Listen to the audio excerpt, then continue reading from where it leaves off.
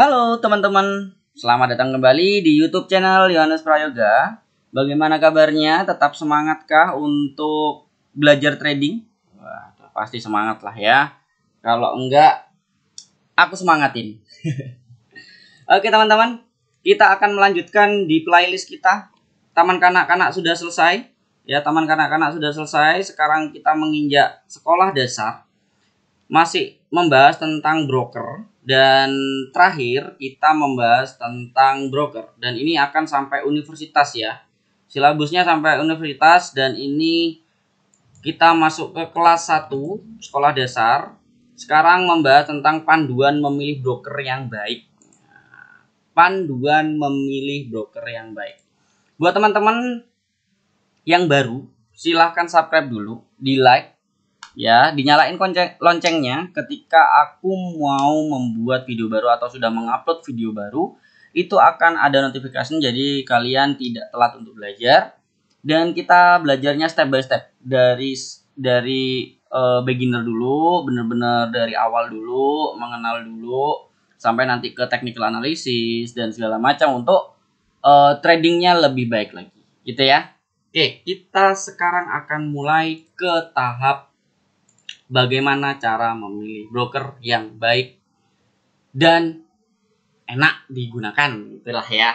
Oke, bagaimana cara memilih broker yang baik? Cara termudah adalah dengan bertanya atau meminta rekomendasi teman yang telah berpengalaman dalam trading forex. Nah, kebetulan mungkin kalian mencari di YouTube untuk mencari rekomendasi kan. Nah, kalau kalian menganggap memang aku berpengalaman dalam forex, kalian boleh tanya ke aku rekomendasi yang baik itu broker apa. Silahkan chat di WA 0823 021 2034 atau Telegram GWYAP ya. Kalian bisa bertanya atau minta rekomendasi broker yang aku gunakan dari 2013 sampai sekarang dan tidak ada masalah untuk masalah penarikan, deposit, CS, spread. Itu enak semua, sedep pokoknya. Oke, kita lanjut ya. Sekarang kita bahas nomor 1. Bagaimana cara memilih broker yang baik? Identitas broker harus jelas ya. Broker forex yang baik memiliki rekam jejak jelas, mulai dari kapan didirikan, dinaungi perusahaan apa, hingga di mana lokasi kantornya. Broker forex yang baik semestinya menyediakan medium komunikasi komplit, mulai dari chat, email, telepon, hingga alamat kantor. Sebaiknya, Anda perlu berhati-hati bila menemukan broker forex dengan alamat hanya berupa PO Box atau justru alamat rancu posisi lokasinya. Itu yang pertama. Yang kedua, status regulasi. Broker dapat dibuktikan broker terregulasi seringkali dianggap lebih baik dibandingkan broker tak terregulasi. Meskipun tak ada jaminan 100%, broker terregulasi artinya telah mendapatkan izin dari regulator keuangan tertentu, entah dari Indonesia, entah dari luar negeri ya. Jadi beda-beda. Broker forex yang baik harus tunduk di bawah peraturan dan pengawasan regulator keuangan di negara di mana broker forex tersebut berkantor atau beroperasi. Contohnya, ketika kita ada di Amerika Serikat, broker harus terdaftar di Future Commission Merchant atau FCM, Commodity Future Trading Commission, CFTC, serta menjadi anggota NFA. Ya, di Inggris, broker forex perlu mendapatkan lisensi dulu dari Financial Service Authority dari FSA. Terus di Siprus, regulasi broker forex di bawah kewenangan CISEC. Namun, penegakan hukumnya hanya berkualitas sedang. Nah, di Indonesia sendiri itu ada BPEPTI, ya. Badan Pengawasan Perdagangan Berjangka dan Komoditi, itu di Indonesia. Bukan berarti hanya di Indonesia yang bagus, tetapi di luar sana juga banyak yang lebih bagus, regulator-regulator yang memang ada untuk broker.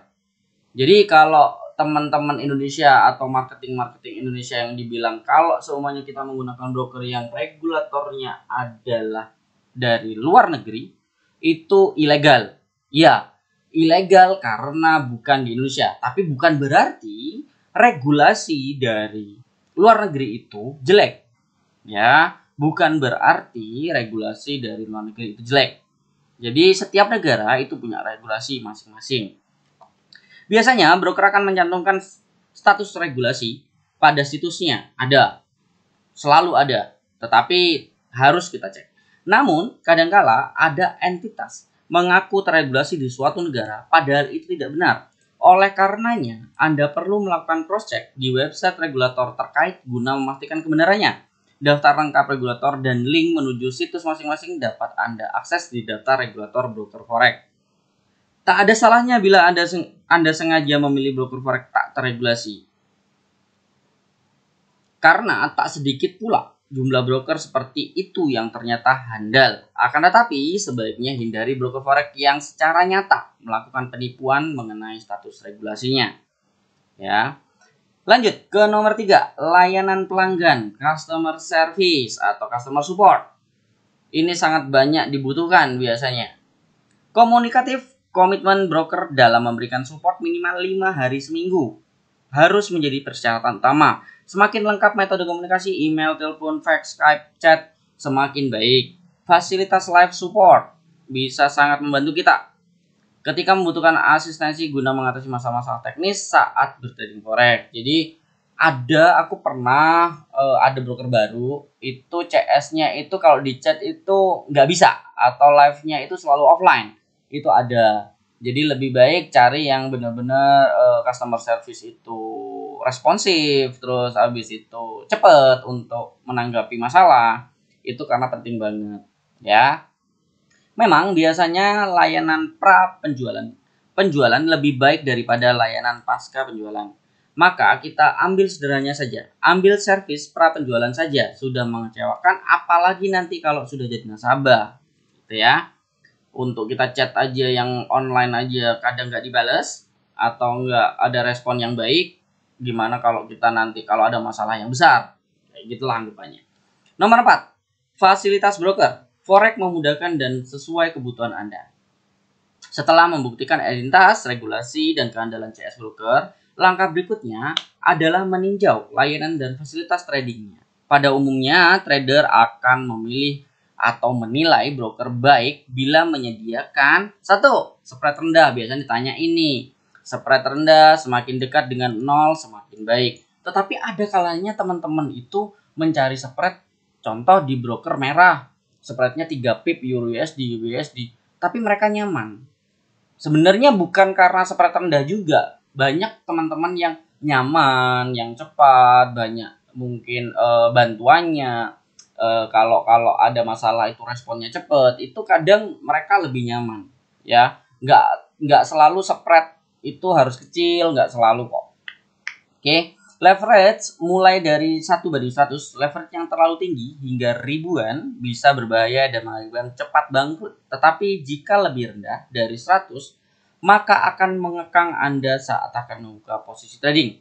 Nah, kalau kalian tidak memahami poin kedua, itu kalian harus belajar tentang leverage. Kalau nggak salah sudah ada di sekolah di itu ya, taman kanak-kanak ya, tentang leverage. Jadi kita atau di YouTubeku itu ada video yang aku menjelaskan tentang leverage sampai beberapa kali karena teman-teman bertanya gimana leverage itu bekerja dan apa sih fungsi utama leverage. Itu sudah saya jelaskan, silahkan dicari saja. Leverage trading atau apa itu leverage, Yohanes Prayoga gitu aja. Itu bakal ketemu tentang leverage dan aku menjelaskan tentang leverage secara rinci dan alasan kenapa adanya leverage, ya. Lanjut ke poin berikutnya. Platform trading forex yang mudah diunduh dan digunakan. Pada umumnya trader forex dunia menggunakan platform MetaTrader, ya kan? Banyak sekali menggunakan MetaTrader 4 atau MetaTrader 5, tapi ada C-Trade, ada streamer dari broker itu sendiri. Namun, jika broker menyediakan platform berbeda, maka tidak masalah, asalkan data harga bisa diperoleh secara lancar, tidak nge-lag atau hang atau malah beda ya, antara price-nya beda, eksekusi order cepat, terus tersedia perangkat analisa teknikal lengkap, Anda bisa menggunakan dengan mahir. Contoh kayak indikator-indikatornya. Mungkin ada pemberitahuan tentang news, mungkin ada kalau yang satu ada lagi broker itu yang chat antar nasabah, itu ada komunitas ya atau komunikasi sesama nasabah semua secara global atau secara lokal wilayah itu ada yang kayak gitu juga. Tapi streamer sendiri, bukan MetaTrader 4 atau MetaTrader 5 atau Ctrade, itu bukan. Ya, ada sendiri. Terus akun demo forex, yaitu akun trading yang bisa dipakai untuk mencoba platform dan layanan broker secara gratis tanpa perlu melakukan store dana deposit terlebih dahulu. Kalau semuanya di forex itu tidak ada akun demo, kayaknya nggak seru ya. Jadi setiap broker biasanya menyediakan namanya akun demo untuk mencoba, entah itu spreadnya, kecepatan open posisinya. Tapi terkadang beda sih antara demo sama real. Itu bedanya bukan dari price, tetapi dari kecepatan open posisi, spread. Itu kalian harus mencerna lebih baik. Itu yang disediakan demonya itu kadang ada yang ECN, ada yang standar. Itu biasanya beda spread, ada yang komisi, ada yang nggak ada komisi. Jadi kalian perhatikan benar-benar sebenarnya demo akunnya itu mengarah ke akun tipe apa. Ya, itu harus kalian tahu. Terus selanjutnya, poin selanjutnya, beragam metode deposit dan penarikan dana, mulai dari bank wire ya hingga e-payment seperti PayPal, WebMoney dan FasaPay. Mungkin QRIS, sekarang QRIS itu banyak, ada QRIS. Terus bank lokal, deposit bank lokal bisa seperti BCA, Mandiri, BNI dan segala macam, dan itu lengkap. Jadi kalian enak untuk trading. Dan sekarang lebih banyak juga deposit via kripto, itu ada ETH, ada Bitcoin, ada Dogi kalau nggak salah. Dogi kalau nggak salah ada juga deh. Nah itu enak. Jadi kalian bisa banyak untuk cara depositnya. Oke. Nah ini adalah rangkumannya. Kriteria broker yang baik dari atas yang tadi. Ya ini rangkumannya, yaitu identitas broker, nama perusahaan dan alamat kantor jelas, status regulasi. Broker telah mengantongi izin dari regulator resmi atau menyatakan secara jujur status regulasinya, bisa kalian cross check. Terus supportnya bagus. Terus spreadnya rendah, leverage-nya di atas 1/100. Kalau yang dana besar ya boleh di bawah 1/100. Cuman lebih baik 1/100. Kalau dana kecil atau 1/200 saja. Jangan terlalu gede karena bahaya. Ya, kenapa alasannya? Bisa cari videoku tentang apa itu leverage. Yohanes Prayoga, silahkan searching di YouTube, nanti akan ada penjelasan secara rinci tentang leverage. Terus platform tradingnya itu mudah digunakan atau lancar digunakan, atau analisanya lengkap, atau fasilitasnya banyak. Itu kalian harus cek juga. Tersedia akun demo gratis ya. Penarikan dan deposit itu mudah dan banyak cara untuk melakukan hal tersebut. Nah, itu adalah poin-poinnya yang sudah aku jelaskan di atas. Semoga bermanfaat untuk bagaimana cara memilih broker forex yang baik buat teman-teman.